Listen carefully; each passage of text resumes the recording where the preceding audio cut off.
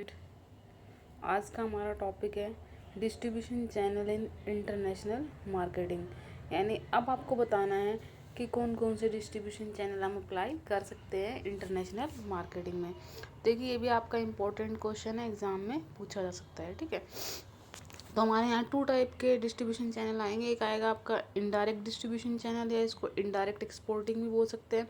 Second आएगा आपका direct distribution channel, या इसको डायरेक्ट एक्सपोर्टिंग भी बोल सकते हैं। बिल्कुल ईजी है, कुछ भी नहीं। देखिए, इनडायरेक्ट डिस्ट्रीब्यूशन चैनल में हम क्या करते हैं, जो मैन्युफैक्चरर होता है वो क्या करता है, प्रोडक्ट को डायरेक्ट वहाँ ना बेचकर, अदर कंट्री में सेल ना करके, वो क्या करता है, कोई भी आपके मर्चेंट एक्सपोर्टर है, एक्सपोर्ट हाउस है, या विजिटिंग फॉरेनर बायर है, उनको वो प्रोडक्ट सेल कर देता है। ठीक है, और फिर वो क्या करते हैं, आगे अदर कंट्री में प्रोडक्ट सेल करते हैं, और वो अपने नाम से प्रोडक्ट को सेल करते हैं। इट मीन्स मैन्युफैक्चरर का रोल ख़त्म हो जाता है। मैन्युफैक्चरर का कोई रोल नहीं होता। मैन्युफैक्चरर, देखो यहाँ पे मैंने एग्जांपल भी दिया हुआ है।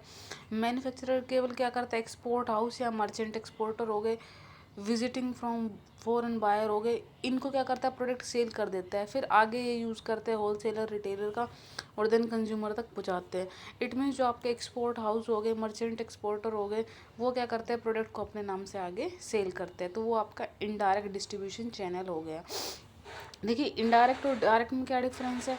इनडायरेक्ट में तो क्या है, मर्चेंट और एक्सपोर्टर वगैरह का यूज़ करते हैं। ठीक है, लेकिन डायरेक्ट डिस्ट्रीब्यूशन चैनल में क्या है कि जो कंपनी है वो क्या करती है, अदर कंट्री में या तो अपने क्या करते हैं, एजेंट वगैरह का अपॉइंट कर लेती है, डिस्ट्रीब्यूटर अपॉइंट कर लेती है। ठीक है, या वहाँ पर हम अपनी कुछ कंपनीज भी ओपन कर सकते हैं। ठीक है, तो इस तरह हम प्रोडक्ट को डायरेक्ट अपने नाम से सेल करते हैं। तो इनडायरेक्ट डिस्ट्रीब्यूशन चैनल और डायरेक्ट डिस्ट्रीब्यूशन चैनल में क्या डिफरेंट है कि इनडायरेक्ट में तो जो मैन्युफैक्चरर होता है प्रोडक्ट को अपने नाम से सेल नहीं करता, बल्कि जो बीच में जो बीच में एक्सपोर्ट हाउस, मर्चेंट एक्सपोर्टर वगैरह होते हैं, वो प्रोडक्ट को परचेज कर लेते हैं, देन आगे वो अपने नाम से सेल करते हैं। जबकि डायरेक्ट में क्या होगा, जो मैन्युफैक्चरर होगा उसी का नाम होगा, वो एक्सपोर्टिंग के थ्रू कर सकता है, या किसी भी अदर के थ्रू वो अपना सकता है। तो ये आपका इनडायरेक्ट डिस्ट्रीब्यूशन आपका होगा। अब देखिए, इन्होंने बोला कि मोड, कौन कौन से मोड है। मोड, वही बात आ गई, आप किस किस तरीके से इनडायरेक्ट डिस्ट्रीब्यूशन कर सकते हो। एक तो मर्चेंट एक्सपोर्टर या एक्सपोर्ट हाउस, एक ही बात है। मर्चेंट एक्सपोर्टर वो होता है जिनका काम एक्सपोर्ट करना होता है। वो क्या करते हैं, प्रोडक्ट परचेज करते हैं, देन अदर कंट्री में आगे क्या करते हैं, एक्सपोर्ट करते हैं, और अपने नाम से एक्सपोर्ट करते हैं। विजिटिंग फॉरेन बायर क्या होता है, फॉरेन से कुछ लोग यहाँ पर आते हैं, उनका काम ही क्या होता है, बहुत सारे मतलब प्रोडक्ट को परचेज करना, और देन आगे अपनी कंट्री में जाकर उसको अपने नाम से सेल करना। ओवरसीज़ इंपोर्ट हाउस क्या होते हैं, जो आपके एक्सपोर्टर होते हैं। जैसे एक तो एक्सपोर्टर जो आते हैं, यहाँ मैंने एग्जांपल दिया है, फॉरेन बायर खुद परचेज करने आते हैं, या हम उनके रिप्रेजेंटेटिव को यूज़ कर सकते हैं। तो जो रिप्रेजेंटेटिव को यूज़ किया जाएगा तो वो आपका ओवरसीज़ इंपोर्ट हाउस होगा। ठीक है, तो ये इसके मोड है। अब आपसे पूछा जा रहा है कि डिस्ट्रीब्यूशन चैनल है जो इंटरनेशनल मार्केटिंग में, उसकी क्या एडवांटेज हो सकती है। देखिए, डिस्ट्रीब्यूशन मैंने बता दिया, आप किसका एक्सपोर्टर वगैरह का यूज़ कर रहे हो, प्रोडक्ट को अपने नाम से सेल कर रहे हैं, तो इससे आपके क्या क्या बेनिफिट हो सकते हैं। एक तो आपका कंसंट्रेशन ऑन मैन्युफैक्चरिंग, जो मैन्युफैक्चरर है उसका कंसंट्रेशन किस पर होगा, प्रोडक्शन पर होगा, क्योंकि उसे अदर एक्टिविटी तो करनी नहीं है ना, अदर कंट्री में जाना है, क्योंकि अदर कंट्री में सेल वगैरह काम कौन करेगा, आपका एक्सपोर्टर करेगा। देन रिस्क भी कम हो जाता है आपका, क्योंकि आप अपना प्रोडक्ट सेल कर दिया, आपका काम ख़त्म हो गया, रिस्क कम हो गया। आगे का जो रिस्क है, जैसे ट्रांसपोर्ट वगैरह है, आप प्रोडक्ट को से वहाँ तक अदर कंट्री तक ले जा रहे हो, कंज्यूमर प्रेफरेंस देगा या नहीं देगा, नीड होगी या नहीं होगी, या प्रोडक्ट की जो भी टूट फूट वगैरह है, तो उसके लिए आप रिस्पॉन्सिबल नहीं होंगे, उसके लिए जो आपके एक्सपोर्टर वगैरह है वही रिस्पॉन्सिबल होंगे। तो ये एडवांटेज है। कैपिटल नॉट ब्लॉक, आपकी कैपिटल ब्लॉक नहीं है। क्यों, क्योंकि आपने प्रोडक्ट सेल कर दिया, उसके बदले आपको पेमेंट रिसीव हो गई। इट मीन्स आपकी कैपिटल ब्लॉक नहीं है। लेकिन इसके अलावा अगर आप डायरेक्ट एक्सपोर्टिंग करते हैं, तो आप क्या करते हैं, एजेंट वगैरह अपॉइंट करते हैं, वो आगे अदर कंट्री में जाएगा, या वहाँ कंपनीज वगैरह हम ओपन करते हैं, फिर वहाँ से सेल होगी। तो इट मीन्स अभी तक हमें अपना अमाउंट मिला नहीं है, तो इट मीन्स हमारी कैपिटल क्या हो जाती है, ब्लॉक हो जाती है।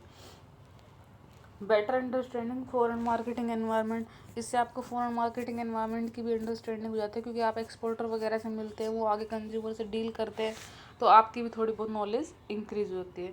सूटेबल फॉर स्मॉल मार्केट के लिए ये मेथड आपका काफ़ी सूटेबल है। ऐसा क्यों, क्योंकि स्मॉल मार्केट में आप ये अप्लाई कर सकते हैं। स्मॉल मार्केट में रिस्क भी कम बियर होता है, ठीक है, कैपिटल भी आपको जल्दी मिल जाती है, तो इसलिए ठीक है। तो ये इसके एडवांटेज और डिसएडवांटेज है। अब इसी तरह से हम डायरेक्ट डिस्ट्रीब्यूशन चैनल करेंगे, तो मैंने इसका मीनिंग तो बताया दिया, और ये आप देख लेना जो इसकी एडवांटेज होगी वो इसकी डिसएडवांटेज होगी, क्योंकि अपोजिट है, देख लीजिए, सिंपल है। अच्छा, इसकी डिसएडवांटेज अभी रह रही थी, सॉरी। तो इसकी क्या डिसएडवांटेज है? No control final price.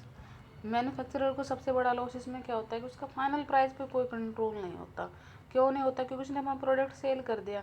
आगे क्या करते हैं, जो एक्सपोर्टर होते हैं वो अदर कंट्री में सेल करते हैं, वो उसको हाई प्राइस पर भी सेल कर सकते हैं, ज़्यादा प्रॉफिट अर्न कर सकते हैं। तो इट मीन्स उस पर हमारा कोई कंट्रोल नहीं, मैन्युफैक्चरर का कोई कंट्रोल नहीं है। Then does not get recognition. Manufacturer को रिकॉग्निशन नहीं मिलती, उसकी कोई आइडेंटिफिकेशन नहीं होती, क्योंकि प्रोडक्ट किसके नाम से सेल हो रहा है, जो आगे एक्सपोर्टर सेल कर रहा है। उनकी गुडविल भी इंक्रीज नहीं होगी, ठीक है। इग्नोरेंट, फॉरेन डिस्ट्रीब्यूटर को हम इग्नोर कर रहे हैं, केवल किसको इंक्लूड कर रहे हैं, आपके जो एक्सपोर्टर वगैरह है उनको इंक्लूड कर रहे हैं। Gets only small share of profit का केवल छोटा सा हिस्सा हमें रिसीव होता है, क्योंकि हमने अपना प्रोडक्ट सेल कर दिया, उसके बदले में अमाउंट मिल गया। आगे देखो, एक्सपोर्टर अदर कंट्री में लेकर जाएगा, वो कंज्यूमर को अट्रैक्ट करेगा, कंज्यूमर से कितना चार्ज करता है, तो सारा प्रॉफिट उन्हें खुद मिलेगा, ठीक है। Not suitable for high technology. अगर हाई टेक्नोलॉजी का प्रोडक्ट है तो भी ये मेथड हमारा सुटेबल नहीं होगा, ठीक है। तो मैंने बता दिया। अब आपका आता है डायरेक्ट डिस्ट्रीब्यूशन चैनल। मैंने बताया ना, जो इसके एडवांटेज है इनडायरेक्ट के, वो इसकी डिसएडवांटेज है। अपोजिट है, थोड़ा जल्दी करा देंगे। डायरेक्ट डिस्ट्रीब्यूशन में क्या होगा, मैन्युफैक्चरर होगा वो फॉरेन में एजेंट वगैरह अपॉइंट करेगा, डिस्ट्रीब्यूटर अपॉइंट करेगा, देन होलसेलर, देन रिटेलर और देन कंज्यूमर, ठीक है। इट मीन्स उसको एक्सपोर्टर वगैरह की रिक्वायरमेंट नहीं है, वो कंपनीज वगैरह भी अपने वहाँ बना सकता है। जैसे इन्होंने मोड दे दिए, तो एजेंट अपॉइंट कर सकता है, डिस्ट्रीब्यूटर अपॉइंट कर सकता है, अपना एक्सपोर्ट डिपार्टमेंट बना सकता है, वहीं पर एक्सपोर्ट मैनेजमेंट कंपनी बना सकता है, होलसेल और रिटेलर को अपॉइंट कर सकता है, इस तरीके से, ठीक है।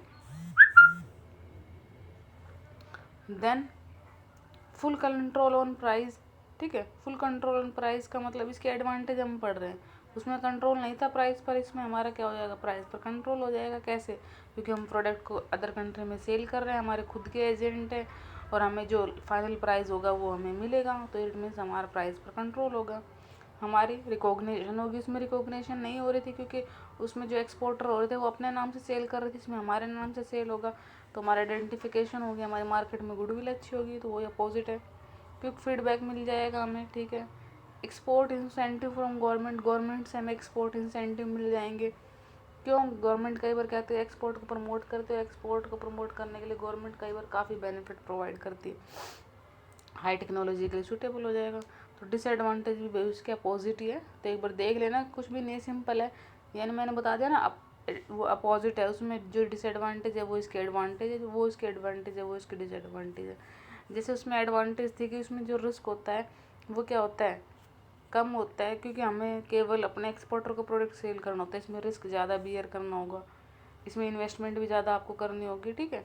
और ये स्मॉल कंपनी के लिए सूटेबल नहीं है आपका, ठीक है, या एक्सेस टाइम आपका इसमें लग सकता है, तो ये सारी है। तो ये हमारा टॉपिक कंप्लीट होता है। Okay, thank you.